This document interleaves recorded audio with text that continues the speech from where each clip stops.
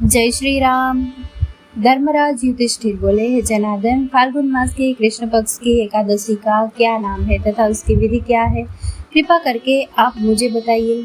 श्री भगवान बोले, हे राजन, फाल्गुन मास के कृष्ण पक्ष की एकादशी का नाम विजया एकादशी है।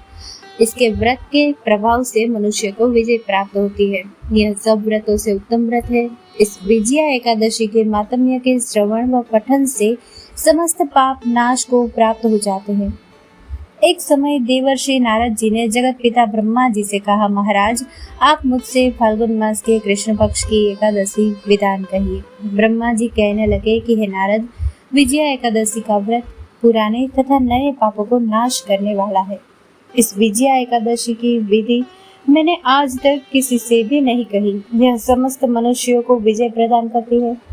त्रेता युग में मर्यादा पुरुषोत्तम श्री रामचंद्र जी को जब 14 वर्ष का वनवास हो गया, तब वे श्री लक्ष्मण तथा सीता जी सहित पंचवटी में निवास करने लगे। वहां पर दुष्ट रावण ने जब सीता जी का हरण किया, तब इस समाचार से श्री रामचंद्र जी तथा लक्ष्मण अत्यंत व्याकुल हुए और सीता जी की खोज में चल दिए। घूमते घूमते जब वे मरणासन जटायु के पास पहुंचे, तो जटायु उन्हें सीता जी का वृतांत सुनाकर स्वर्गलोक चला गया।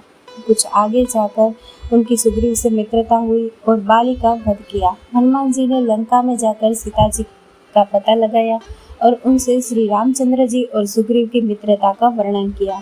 वहां से लौटकर हनुमान जी ने भगवान राम के पास आकर सब समाचार कहे। श्री रामचंद्र जी ने वानर सेना सहित सुग्रीव की संपत्ति से लंका को प्रस्थान किया। जब श्री रामचंद्र जी समुद्र से किनारे पहुंचे, तब उन्होंने मगरमच्छ आदि से युक्त उस अगाध समुद्र को देखकर लक्ष्मण जी से कहा कि इस समुद्र को हम किस प्रकार से पार करेंगे? श्री लक्ष्मण जी ने कहा, हे पुराण पुरुषोत्तम, आप आदि पुरुष हैं, सब कुछ जानते हैं। यहाँ से आधा योजन दूर पर कुमारी द्वीप में वक्दालव्य नाम के मुनि रहते हैं। उन्होंने अनेक ब्रह्मा देखे हैं।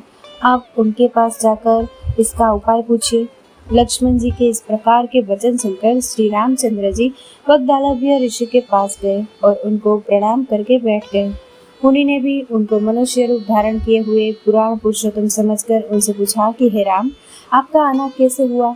रामचंद्र जी कहने लगे कि हे ऋषि, मैं अपनी सेना सहित यहाँ आया हूँ और राक्षसों को जीतने के लिए लंका जा रहा हूँ। आप कृपा करके समुद्र पार करने का कोई उपाय बतलाइए। मैं इसी कारण आपके पास आया हूँ।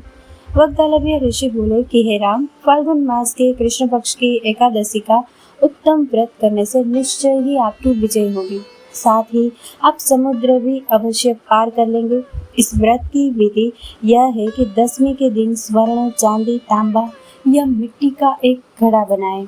उस घड़े को जल से भरकर तथा 5 पल्लव रख वेदिका पर स्थापित करें। उस घड़े के नीचे सतंजा और ऊपर जौ रखे, उस पर श्री नारायण भगवान की स्वर्ण की मूर्ति स्थापित करें। एकादशी के दिन स्नान आदि से निवृत्त होकर धूप, दीप, नैवेद्य, नारियल आदि से भगवान की पूजा करें।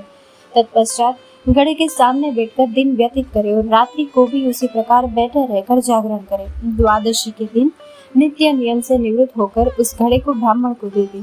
हे राम, यदि तुम भी इस व्रत को सेनापतियों सहित करोगे तो तुम्हारी विजय अवश्य होगी। श्री रामचंद्र जी ने ऋषि के कथनानुसार इस व्रत को किया और इसके प्रभाव से दैत्यों पर विजय पाई। अतः हे राजन, जो कोई मनुष्य विधि पूर्वक इस व्रत को करेगा, दोनों लोकों में उसकी अवश्य विजय होगी। श्री ब्रह्मा जी ने नारद जी से कहा था कि हे पुत्र, जो कोई इस व्रत के मातम्य को पढ़ता या सुनता है, उसको वाजपेयी यज्ञ का फल प्राप्त होता है। दोस्तों, इस कथा को लाइक, शेयर और हमारे चैनल को सब्सक्राइब करना ना भूले। जय श्री राम।